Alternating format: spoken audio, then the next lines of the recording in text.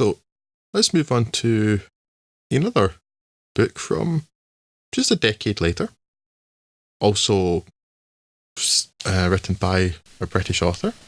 And one that, in fact, of that author's work was my favourite as a child. So, was it done justice, Scott? We've covered this film before, so I know the answer. But Don't spoil it for the kiddies. Yes, we're talking, of course, about The Big Friendly Giant, in which Ruby Barnhill's 10-year-old orphan Sophie doesn't seem all that happy living in the London orphanage that she finds herself in. But not to worry, she soon sees and is subsequently snatched by a giant and taken far away. Hooray! The giant, who we shall soon know as Mark Rylance's Big Friendly Giant, couldn't have her blabbing about the existence of one giant. She blabbed! Let alone the many giants that live in giant country. There we find rather less friendly giants, led by Flesh Lump-Eater, who we can assume eats lumps of flesh, Bone Cruncher, who we can assume crunches bones, Child Chewer, who we can assume chews children, and Meat Dripper, who I don't want to assume anything about. It's just too disgusting. These clowns are all much bigger and stronger than the BFG, and they bully him. The BFG hides Sarah to save her from an eating, but all this palaver does not dissuade him from continuing his work, the work that Sarah observed him doing, harvesting dreams from a weird dream tree and inserting them into sleeping children. Creepy. Of course, all this comes to a head when Flesh Lump-Eater and co get wind of Sophie's presence and go ham on the BFG's workshop, leading to a moment of existential despair that can only be solved by a direct appeal to Queen Elizabeth II, God preserve her, and her corgis, God preserve them, who calls on the army to mop it all up in a much less violent way than would perhaps be imagined. So this was a bit of a flop commercially, and I'm sure going up against Finding Dory did it no favours in that department, but there's also something deeply English about this film that makes me wonder if it would ever have had international legs. The BFG himself's all about West Country mumblecore, and that isn't really ameliorated when you realise that most of what he's saying is a pretty loose interpretation of English anyway. For a film whose, I imagine, prime audience just want to keep the kids quiet for a few hours, this may be a bit of a barrier, outside of the West Country at least. Anyway, I can't really comment on what this is like as an adaptation. It's been a long time since I've read this, but this does feel unusually low stakes for most of the film. The giants, I seem to recall, are supposed to be terrifying. That's why a friendly one would be so unusual. Here they're just Berks. Big, dumb, lumbering Berks that our 10-year-old hero could outwit very easily. Hell, a paper bag could outwit quite easily, so there's no real sense, even fleeting of danger, to give this film any sort of edge at all. Imagination has got in spades, although there's a few trips to the uncanny valley with the Rylance mocap digital performance thing in the BFG. It still mostly works, and I don't think I can fault any of the production design at all. It looks great, there's a great score, solid performances, and it's entertaining enough, I suppose, but it just doesn't really connect with anything deeper than that. There's perhaps that one scene where the BFG is regretting something in his past that gets a bit closer to uncovering some real emotion, and is about the only scene where you'd peg this as a Spielberg film, but the rest is a parade of stuff that happens and then is over without making all that much of a lasting impact. Maybe it's just me, but this didn't connect with any of the childlike wonder or imagination I'd hoped for, given the pedigree behind the film. It's a perfectly acceptable way to spend a couple of hours, but doesn't reach anything more than that, which, to be fair, is enough. But this isn't another E.T., hell, it's not even another Tintin for that matter. Perhaps that unfairly holds Spielberg to a higher standard than other directors? Perhaps, but anyway, the end result's the same. The BFG is good, but not great. yes, well, first of all, I wish to disagree with you when you say it's perfectly acceptable. It is not. As I said, the BFG is my favourite Roald Dahl book. I read it a lot as a kid. I'm really familiar with it. Mm-hmm. I've not read it in years. I'd actually intended to try reading in Spanish before I watched this film, but a complete lack of sleep has knocked that out of the park. But no, wait, knocking things out of the park's a good thing. Knocked on the head. That's the one I'm looking for. My brain's just not working. It's definitely headed out of the park. Yes. Like a womble. Underground? Overground? We did talk about this film in an intermission episode right back near where we started, I think. And so I watched in the cinema at that point. This is the first time I watched it since. It's still massively underwhelming. I think I didn't dislike as much this time around, simply because I knew what to expect. Right. I remember thinking the last time that Ruby Barnhill was terrible in this. She's still terrible, but again, not shocked by how bad she is. I sort of expected it, so I was steeled for it. It's just, the big problem I have with it is that it seems that the screenwriters and Steven Spielberg have missed the point of the book entirely. You talked about the giants there, and they just seem like Berks. You know, yeah. they're not a threat. And in the book, they are absolutely a threat. And that's the point. I mean, there's a real sort of mean and sometimes even ghoulish streak in Dahl's novels. I suspect is a large part of why they're so popular. Yeah. I mean, part of it's kind of slightly a moralising thing, I think, with like the horrible bratty kids in Charlie and the Chocolate Factory having horrendous things happening to them. Yes, who are hung up by their own irony threads, yes. Yes, and there is that, but that sort of Dahl, if you read Dahl, he clearly delights in that stuff, but in like transmits that in a way that like people reading it enjoy too, and I always did. And so when you have just the names of the giants alone, they said Flesh Lump Eater and Blood Bottler and Child Chewer, they're great. They're sort of really gruesome names, and the book hammers on them. Mm-hmm. And the book talks about how, I mean, there's lots of wordplay in it, because Dahl's been big in wordplay as well, but kind of fun, gruesome stuff too. Yeah. Which, so things like the one I always remember very clearly is that Blood Bottler was off to Baghdad Mum and the babies. Mm-hmm. Right? So it's horrific because it's this person eating children, but also funny. It's a really black way, really dark way. And then you have things too, and then, because there's huge patches of the book where the BFGs relating to Sophie everything that the giants say about human beings, and about how when it's a hot day, they'll go and eat people from Chile to cool them down, and that people from Labrador taste like dogs. And that Mexicans are spicy and things like that. It's just glorying in this kind of gruesomeness that is entirely absent in the film. Yeah. It's like, oh, the humans, that's inconvenient, maybe. And so that's the biggest problem, because absolutely in opposition to Watership Down, this film has no teeth. Mm-hmm. The closest in the book that Sophie comes to real danger is, I don't know why they changed this. They kept it almost the same, but changed it a bit.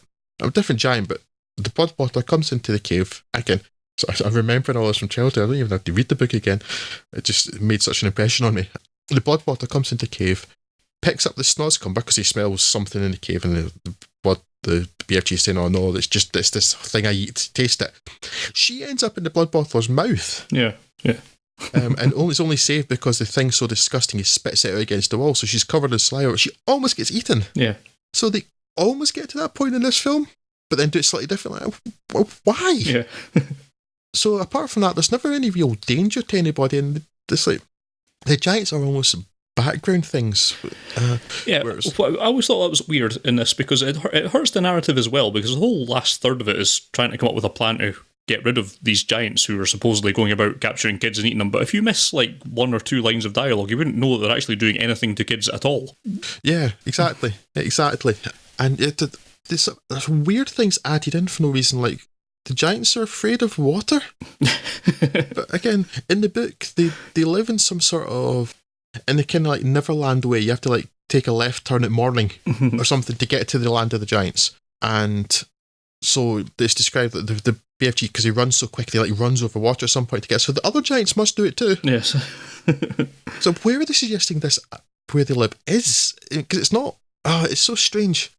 And again, really weird decisions all throughout this film. So they relegate the giants to the background, given despite the fact they're the point. Yes. I have a lot to say on this film. I'm going to pick it to death. Again, because it's one of my favourite childhood books. But yeah, they relegate the fact that the giants eat people to almost like an annoying character trait, or like they pick their nose and eat it or something. It's like, it's maybe a bit more severe than that, yeah. Stephen. Really bizarre changes I don't understand.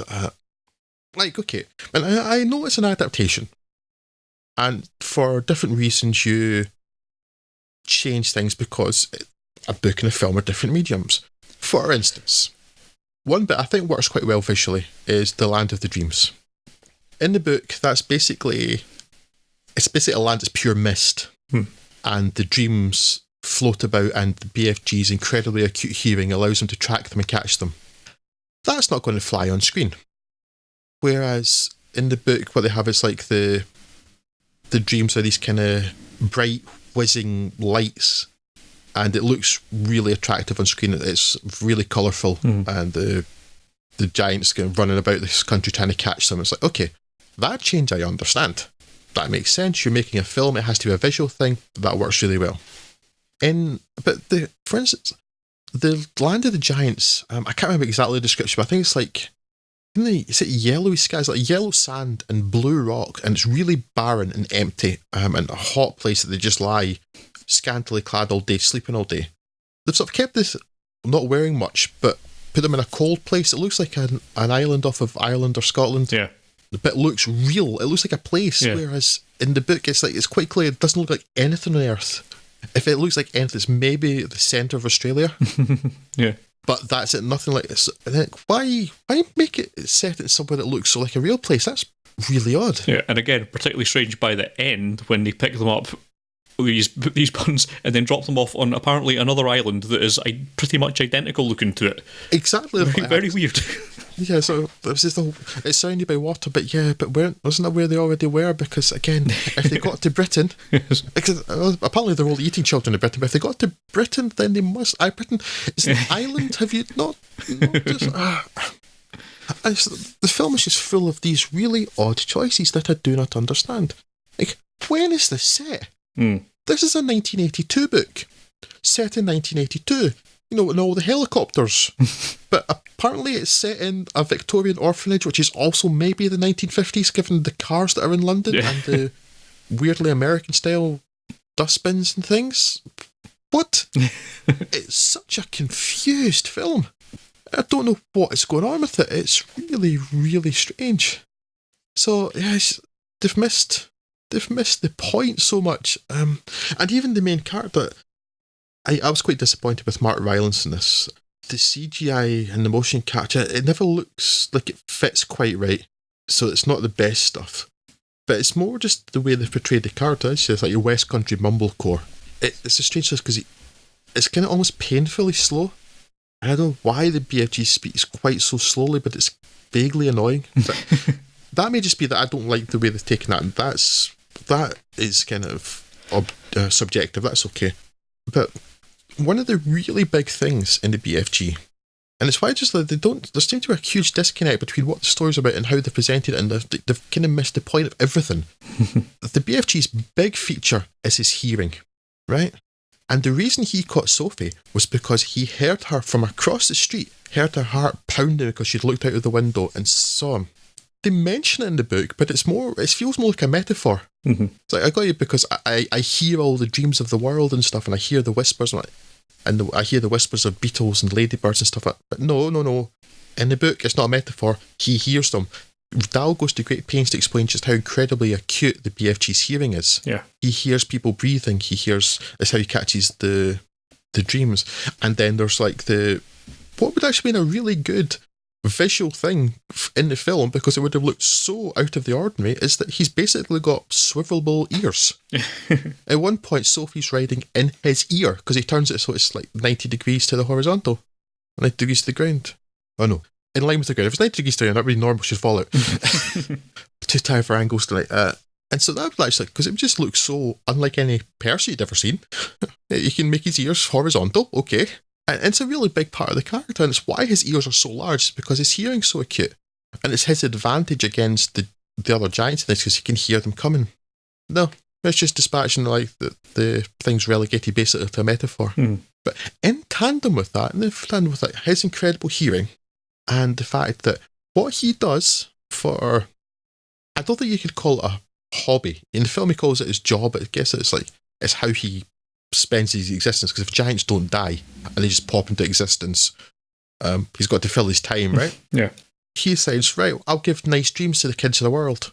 All these other horrible giants are eating them. You know what? I'll give them nice dreams. So that's good. And that means he's basically a master of disguise.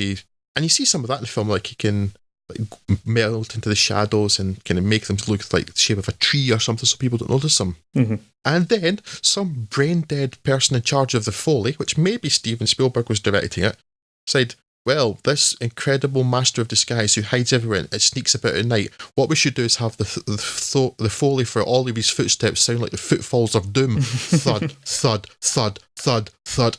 It's driving me crazy.